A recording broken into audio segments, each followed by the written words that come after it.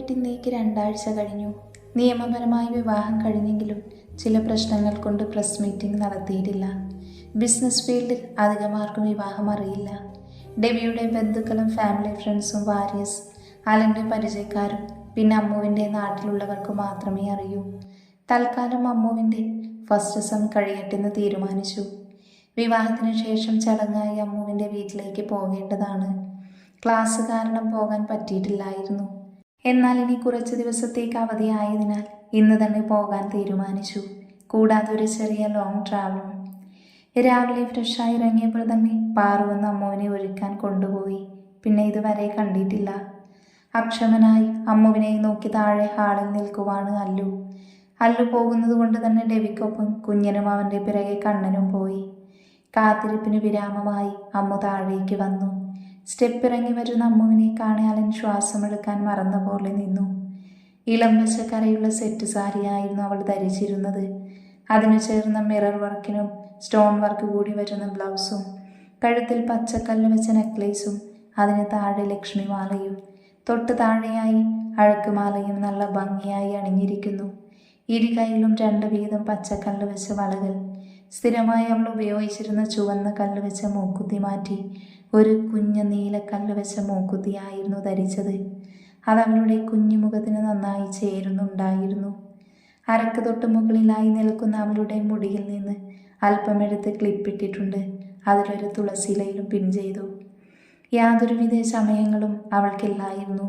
അവളുടെ വിടർന്ന കണ്ണുകൾ വാലിട്ടെഴുതിയതും നെറുകയിൽ അസ്തമയ സൂര്യൻ്റെ നിറം പോലെ ചുവന്ന സിന്ദൂരവും മാത്രമായിരുന്നു അവളിലെ അലങ്കാരം. പക്ഷെ അപ്പോഴും അമ്മുവിൻ്റെ മുഖത്ത് പഴയ കുറുമ്പ്, കുസൃതിയും ചിരിയും നിഷ്കളങ്കതയും നിറഞ്ഞു നിന്നു.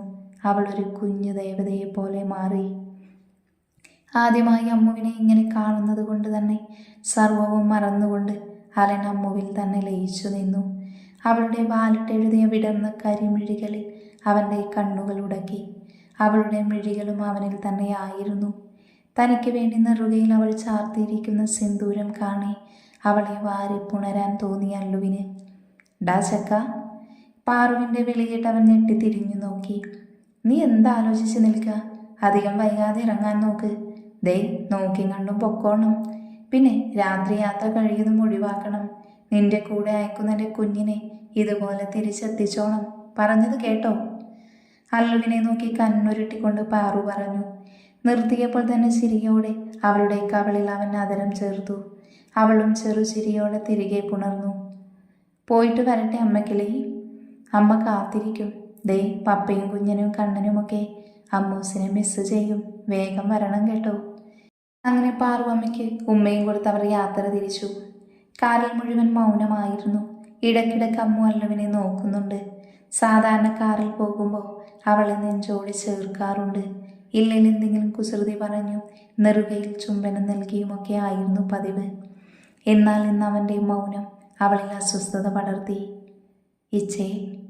അമ്മ എന്തോ പറയാനായി തുടങ്ങിയതും അലൻ കാർ ഒരു സൈഡിൽ ഒതുക്കിയിരുന്നു. ഇവിടെ എന്തെന്ന് സംശയത്തോടെ അമ്മു അവനെ നോക്കി. എന്നാൽ അല്ലു ഒരൊറ്റ സെക്കൻഡ് കൊണ്ട് സീറ്റ് ബെൽറ്റ് മാറ്റി മുന്നോട്ടാഞ്ഞ് അമ്മുവിനെ മുറുക്കെ പുണർന്നു. പിന്നെ പതിയെ അടർന്നു മാറി അവളുടെ നെറുകയിലും വാലിട്ടെഴുതിയ അവളുടെ കരിമിഴികളിലും അവൻ്റെ പ്രിയപ്പെട്ട പഞ്ഞി കവിളിലും അവളുടെ പനിനീർ അതരത്തിലും അവൻ ചുണ്ട് ചേർത്തു.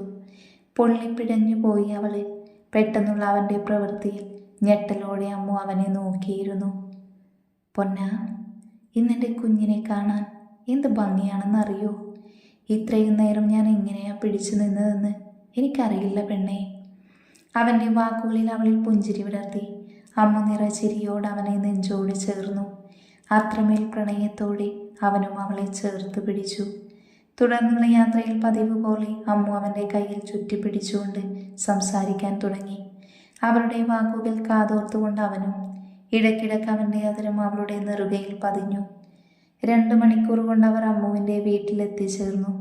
അലൻ ആദ്യമായായിരുന്നു അവിടേക്ക്. അതുകൊണ്ട് തന്നെ അവൻ അവിടെയെല്ലാം നോക്കിക്കണ്ടു.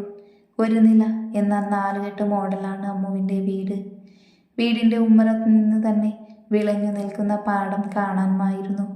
അതുപോലെ തന്നെ കുറച്ചു ദൂരെയായുള്ള മലനിരകളും കണ്ണിന് കുളിർമയേക്കുന്ന സ്ഥലം ചുറ്റുപാടും അവൻ അവിടം ഒത്തിരി ഇഷ്ടമായി.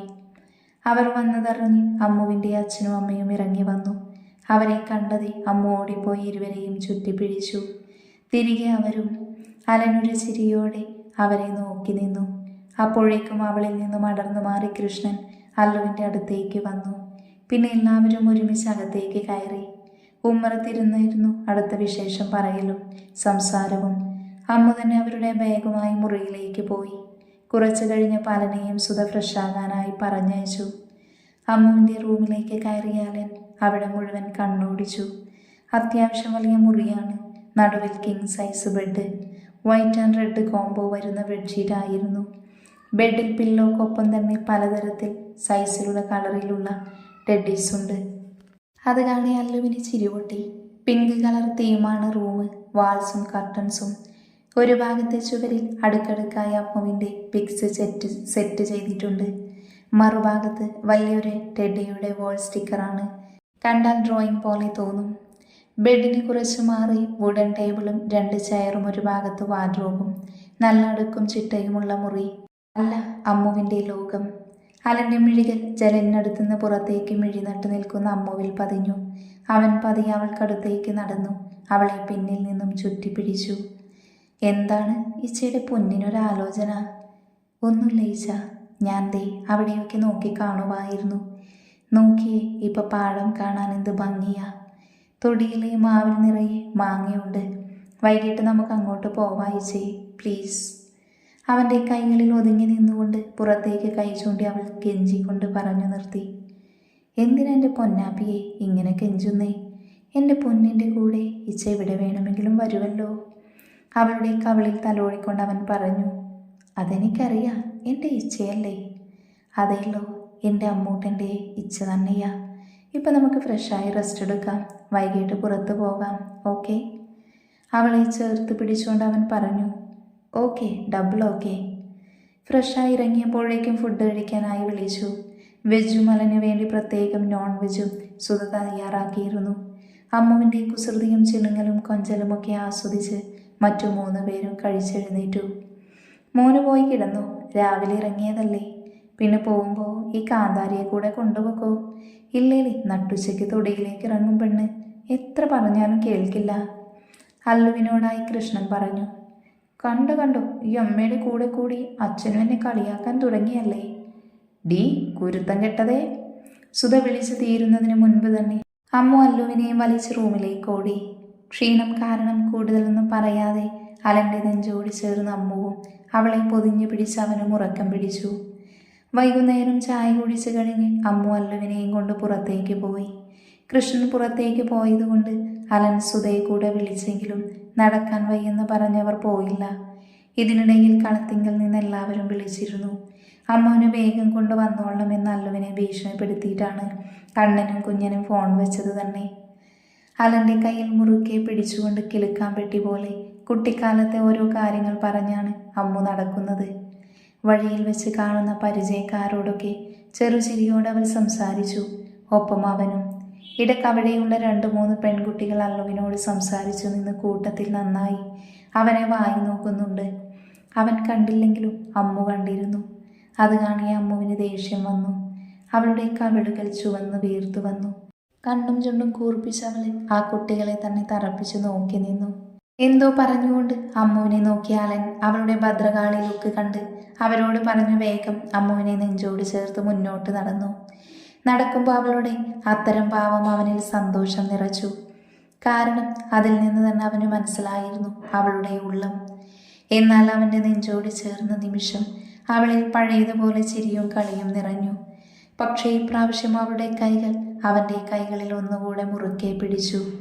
എൻ്റേത് മാത്രമാണെന്ന് പറയാതെ പറയും പോലെ, അത് മനസ്സിലാക്കിയെന്ന പോലെ അവനും അവളെ കൂടുതൽ ചേർത്ത് പിടിച്ചു.